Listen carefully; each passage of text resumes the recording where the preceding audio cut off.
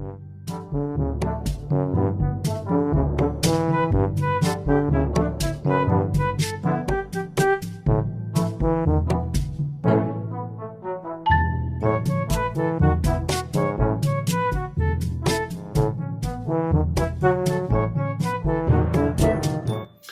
à tous et bienvenue pour cette nouvelle leçon EDD. Aujourd'hui, nous allons parler sur la générosité. Eh Benita, t'as pas 50 € s'il te plaît? Non mais ça va pas ou quoi? Ah, s'il te plaît. Non. Être généreux signifie partager ce que l'on a. C'est quelque chose que notre Seigneur Jésus veut que nous mettions en pratique. Notre Seigneur Jésus est le symbole même de la générosité, car il a donné sa vie pour nous, il a souffert pour nous, il est mort pour nous sur la croix, et il a donné sa vie pour que quiconque croit en lui ne périsse point, mais la vie éternelle. En mourant sur la croix pour nous, le Seigneur a accompli le plus beau des cadeaux.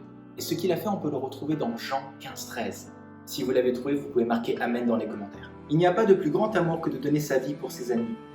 Vous êtes mes amis si vous faites ce que je vous commande. Aujourd'hui, selon une étude, 60% des Français donnent leur argent pour des associations. Dans 2 Corinthiens 9, 6 à 15, Paul nous donne les raisons pour lesquelles nous devons être généreux. Nous devons être généreux pour faire grandir le royaume de Dieu. Paul nous montre que si nous sommes généreux par nos dîmes et nos offrandes, souvenez-vous de la leçon du frère Jeff pour les dîmes, ce qui représente 10% de votre revenu, nous investissons dans le royaume de Dieu. Alors qu'est-ce que c'est un investissement? Prenons l'exemple d'une paire de baskets. Quand vous l'achetez, peut-être que cette paire de baskets est collector. Ce qui veut dire qu'un jour, si vous la revendez, cette basket aura pris énormément de valeur. Et ça, c'est un investissement que vous avez fait dès le départ.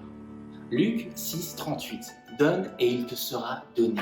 Ce qui est très important aussi, c'est que ce n'est pas combien vous donnez qui compte, mais comment vous le donnez. Nous devons donner selon notre cœur. Et c'est une décision qui doit venir de nous-mêmes et non d'une autre personne. Cette décision doit venir du cœur. Et que représente le cœur? Le cœur représente l'amour.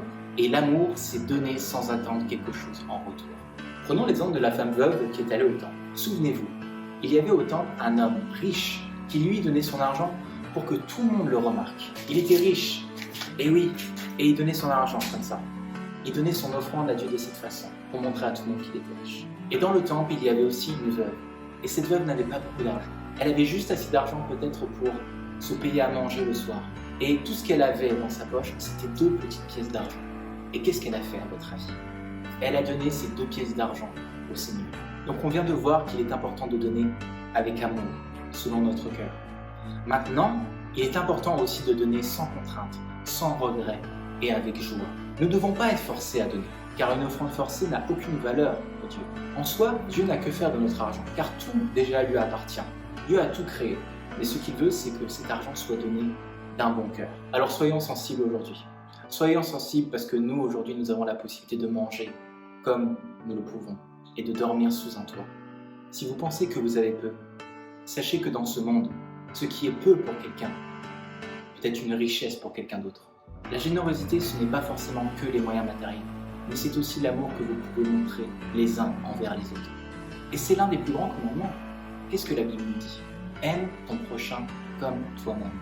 Acte 20-35. Il y a plus de bonheur à donner qu'à recevoir. Alors ce que tu veux que les autres fassent pour toi, fais-le aussi pour eux.